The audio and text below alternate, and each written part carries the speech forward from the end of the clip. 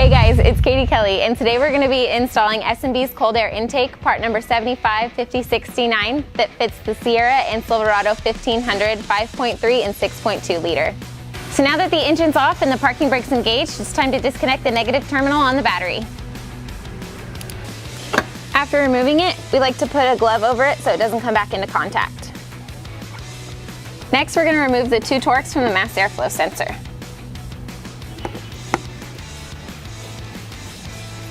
After you've moved the Torx from the mass airflow sensor, disconnect the red tab and remove the connector from the mass airflow sensor.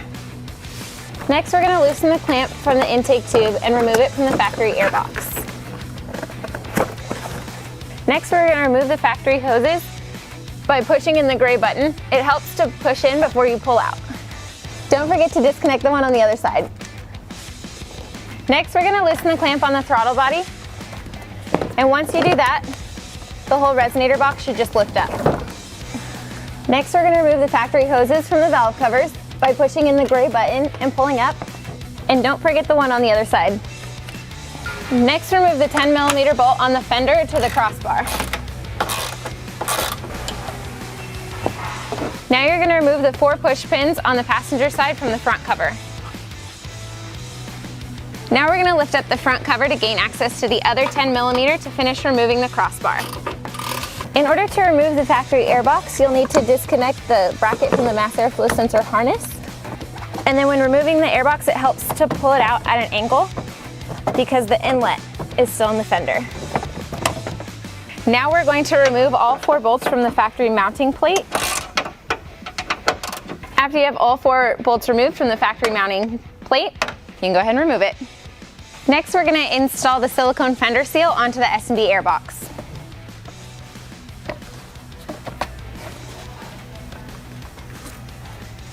So one cool thing about this kit is that it comes with an optional box plug. So we left it out to get maximum air, but if you're driving in a dirty, dusty environment and you don't want to service your filter as much, you may want to consider installing it. So for those of you with HIDs, you're going to have one more step. So since your headlights are going to stick out a little farther, you're going to need a little bit more room. So you're just going to remove this 10mm bolt in the front and the 10mm bolt in the back. And then once you do that, you can take the coolant reservoir and set it on top of the engine, and that'll give you a little bit more space.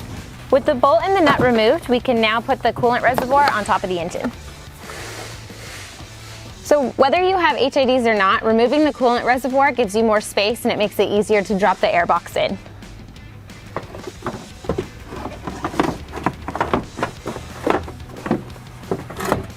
Before bolting down the airbox, you're going to want to put the coolant reservoir back in place and then bolt it down. Just lift up the corner of the airbox, reach underneath to put the bolt back in place. Take the 4 provided bolts and washers and fasten down the airbox. Now we're going to install the filter. So S&B offers 2 different types of filters, the cotton cleanable filter and the dry extendable. For the purpose of this video, we're going to use the cotton cleanable. So we're going to install the filter and make sure you push it all the way until it latches in to the airbox. Next, you need to determine what coupler you need. If you have the 6.2 liter engine, you're going to use the larger coupler. And if you have the 5.3, you're going to use the smaller. Now that we've determined what coupler we need, we're going to install the larger end onto the S&B intake tube, followed by the coupler. Now it's time to install the mass airflow sensor plate and gasket onto the new S&B intake tube, and it's important to line up the 2 arrows.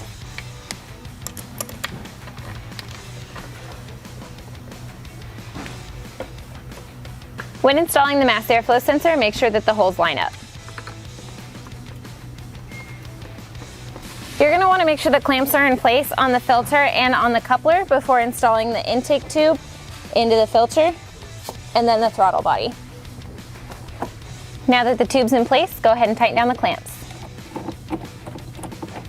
Don't forget the one on the throttle body. Reconnect the mass airflow sensor and push in the lock tab.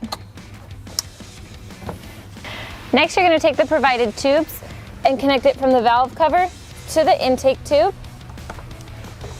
and then tighten down the clamps, and make sure to do it on both sides.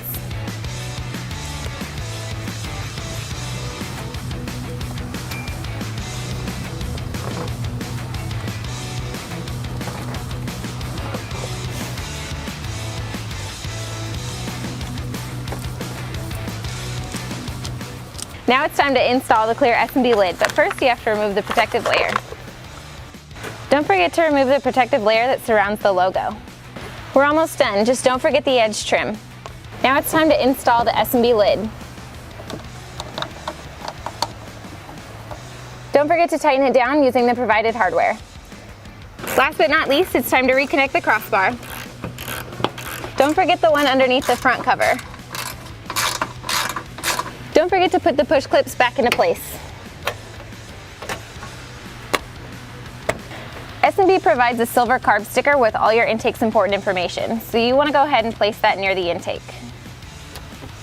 After the install is complete, just remember to attach the negative terminal back on the battery.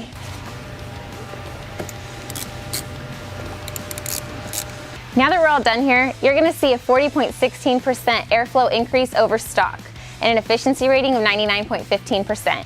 And you don't have to take my word for it. You can check out our full test results on our website, svfilters.com.